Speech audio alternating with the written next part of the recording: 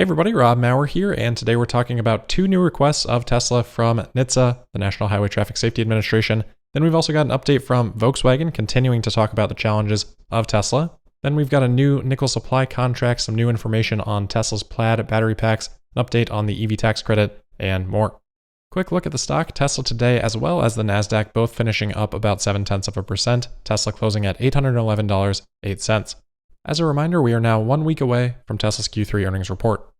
All right, so first up today, we again have Nhtsa requesting more information from Tesla, this time sending Tesla two separate letters requesting info. The first of the two letters is primarily interested in Tesla's update of Autopilot to include the new feature that allows Autopilot at night to detect and slow down if there is an emergency vehicle on the side of the road. Of course, as we have talked about on many occasions, Nhtsa is in a preliminary evaluation investigation of Tesla related to, I believe, 13 crashes that have occurred with roadside first responder vehicles. That investigation is still ongoing despite Tesla pushing out this new feature.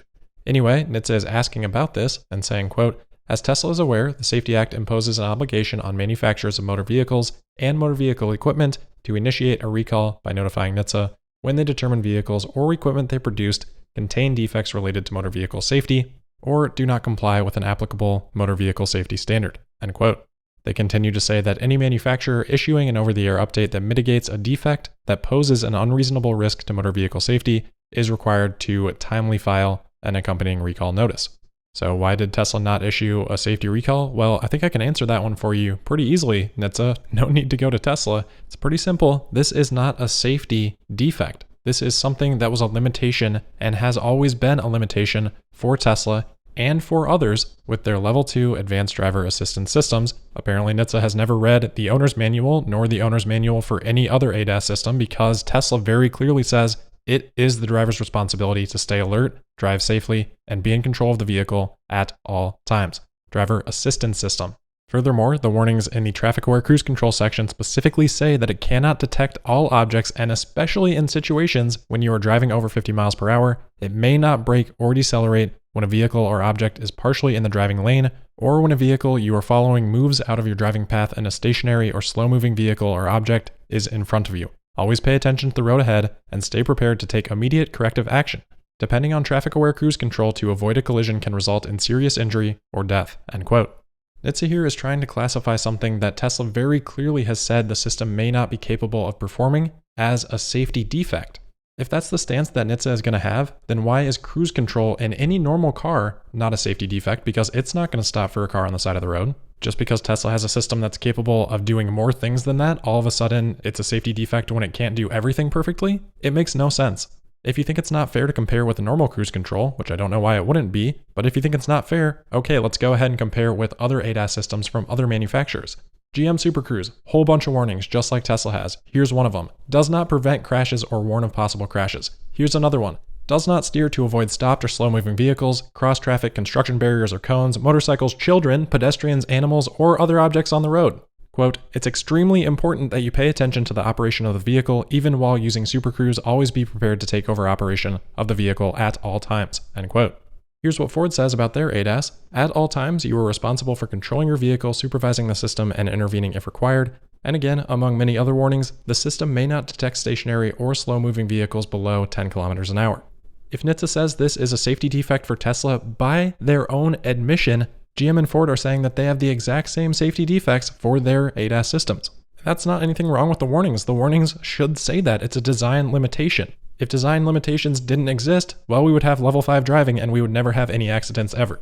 And look, I was a person at the beginning of this preliminary evaluation saying, hey, this makes sense. It's normal for a regulator to want to look into cutting edge technology. Hopefully Nhtsa will do a good job with it, be data driven in their approach, which I think they generally have been in the past. And Elon has even said that it's been okay working with them. But to me, this looks like a step in the direction of targeting Tesla specifically, and it builds on other things that we've seen elsewhere in the government, from the outright refusal of the current administration to even mention the name Tesla, to the UAW carve-out in the EV tax credit proposal, to Tesla being specifically absent and ignored at the EV summit, and now Tesla is being apparently singled out for a so-called safety defect that exists in all available ADAS systems today. It's just extremely disheartening that we have this generational company that is doing everything they can to help humanity move forward into a sustainable future. And instead of doing all that we can to help support that, to push that forward, to celebrate that, Instead, from the government to the media, all we do is sit here and throw rocks or turn a blind eye. Now, I hope these comments are premature. I think the forced request for information here is overstepping and clearly illogical, and both of those things cause me to have concern about how Nhtsa is operating and even our country is operating. But at the same time, requesting information or requesting explanations is not the same as putting a new mandate or restriction on Tesla, and Nhtsa has not done that as of yet. Hopefully Nhtsa will come to their senses and realize the underlying fallacy of this request. All right, getting back to that first letter that Nhtsa sent, they did also kind of shoehorn some other requests for information in this. They're asking for Tesla's criteria and timeline for allowing access to customers who have requested consideration in Tesla's FSD Beta request process, and also ask Tesla to supply a listing of the number of respondents who have opted in on the FSD Beta request and the effective date and time for that figure.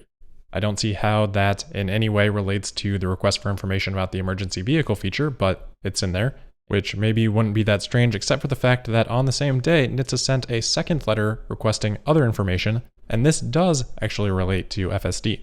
In that second letter, they write, quote, "Recently, Nhtsa has become aware of reports that participants in Tesla's FSD Early Access Beta release program have non-disclosure agreements that allegedly limit the participants from sharing information about FSD that portrays the feature negatively or from speaking with certain people about FSD." End quote. On this matter, they request various information from Tesla, including the manner in which non-disclosure agreements between Tesla and FSD Early Access Beta programs are executed, a copy of any non-disclosure agreements entered into with non-employee participants or employee participants, and to state whether Tesla requires vehicle owners to agree as a condition of use of autopilot to any terms that would prevent or discourage vehicle owners from sharing information about or discussing any aspect of autopilot with any person other than Tesla. So I've shared my thoughts on this. Obviously, Elon said that he wasn't sure why there was an NDA, and obviously new beta testers, there's no NDA.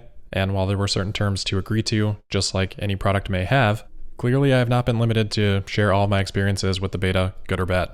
So point being, I don't see too much risk there, but this is an area where I understand why Nhtsa is asking. This request is much more valid to me than that first letter was. Anyway, for all these new information requests from both of these letters, Tesla will have until November 1st to respond. All right, so let's move on. We've got another report on Volkswagen management communications and how they are reacting to Tesla. A lot of headlines out there on this today saying that Volkswagen is considering cutting up to 30,000 jobs. So the original report was from German publication Handelsblatt, and this was about a supervisory board meeting back in September with Diess, of course, presenting to the board his concerns in terms of what is happening in the automotive industry and the risks that Volkswagen faces because of those, and that's where that 30,000 job number came from. Basically, he was saying, if we do not adapt, then 30,000 jobs could be at risk. So that's the headline, and that has caused a lot of stir. Volkswagen representatives have responded to those claims and have not confirmed that that was discussed, but said that 30,000 jobs being in question is absurd. And I hate to break it to anyone at Volkswagen, but there are a heck of a lot more than 30,000 jobs that truly are at risk. Aside from that headline, I did find a couple of other details in the Handelsblatt article interesting. They are reporting that indeed Tesla is causing Volkswagen to rethink their strategies, specifically in relation to their Trinity project for 2026, which we talked about previously. Diess had basically said that they need to take things even further than what they're already planning. Anyway, Handelsblatt reporting that someone in Volkswagen's management about this meeting and those changes said, quote, "Even if there are no final decisions, there were discussions about it. Like the Wolfsburg main plant will change. We are in the phase of brainstorming. We are only at the beginning," end quote. So things like this demonstrate how big of a lead Tesla truly has. Volkswagen's talking about how to compete, and they're talking about 2026, and they say that they're still at the beginning and brainstorming for that period. Again, that's a lot bigger news than 30,000 jobs being at risk. Anyway, the next VW board meeting is supposed to happen on November 12th, about which Handelsblatt writes, quote, "After the scandal in September, the Supervisory Board also instructed Diess to create new scenarios to be calculated, this time without deleting tens of thousands of jobs," end quote. Well, jobs are great, but unfortunately you don't just get to choose to have jobs for the sake of jobs. Jobs exist to create value. If you're not creating value, no job. Sure sounds like a constraint to me that could lead to a suboptimal outcome for Volkswagen. Next up, we've got the announcement of a new supply contract for Tesla. This is with Prony Resources for nickel for somewhere in the ballpark of 42,000 tons on a multi-year deal. Over on Twitter then, account JPR007 did a little bit of math on that and estimates that that would be enough nickel for about 600,000 vehicles. Unfortunately, that still doesn't tell us too much because, as I said, it is a multi-year deal, and Prony Resources declined to say the duration of the deal. That doesn't seem to be an annual target because right now Prony Resources does somewhere in the ballpark of 20,000 tons per year. So always good to hear about Tesla getting more nickel, but beyond that, we can't really learn a whole lot from this. One thing that was interesting though, Prony Resources did add that they also expect the nickel market to return to a surplus for 4 years from 2022 as producers in Indonesia increase their supply. So that's actually, I feel like, pretty good news, but they do say that they expect demand to then outstrip supply thereafter. Next, we've got some new information on Tesla's Plaid battery packs. So YouTuber Engineerix got his hands on a Model S pack. So he's got about a 10-minute video there if you want to check that out. To me, some of the interesting things were that there are now 5 battery modules instead of 16 previously. Obviously, Tesla finding a way to do more cells per module in that setup. And in general, they're using fewer cells in the new packs as well. So we had already learned from Motor Trend that the energy capacity was a little bit smaller in these new packs than the previous version of the Model S. They had said 100 versus 104 kilowatt hours. Engineerix putting the energy capacity at 99 kilowatt hours from 7,920 battery cells. That's about 330 less than before. It's actually a pretty big difference because not only does that mean that the cost for battery cells per vehicle is 4% less, it means that Tesla can produce 4% more vehicles with the same amount of batteries, and each of those vehicles again costing less. Synergistically, leveraging, efficiencies. It's like buzzword bingo over here, and Tesla doing a good job of hitting them all. Next, kind of a neat story on the used car market. IC Cars tracks used car days on market. And it turns out that for the month of September, the car that has sold the quickest from the services that they track has been the Tesla Model 3, selling on average in 16 days, which is about twice as fast as the average used vehicle, which takes about 33 days to sell. So not that we needed it, but yet another sign of strong demand for Tesla vehicles. Last couple of quick things here. First, an update on the US federal EV tax credit. Reuters is reporting that 107 Democrats have urged Speaker of the House Nancy Pelosi to retain the $4,500 credit that is in the current proposal for union-made electric vehicles. The letter, which was led by Representative Tom Suozzi, said, quote, "We strongly support leveling the playing field between non-union and unionized workforces by including the added $4,500 incentive to support union-made EVs," end quote. Interesting choice of words there, to level the playing field with a $4,500 credit. Motor Trend back in 2008, so a long time ago, reported that the number of labor hours per vehicle was somewhere between 30 and 35 hours in North America. So let's assume that that has improved a bit. We'll just go with the 30 number. $4,500 divided by 30 labor hours per car is $150 per labor hour. If we're talking about leveling the playing field, this representative is saying that being unionized as a workforce is a $150 per hour disadvantage.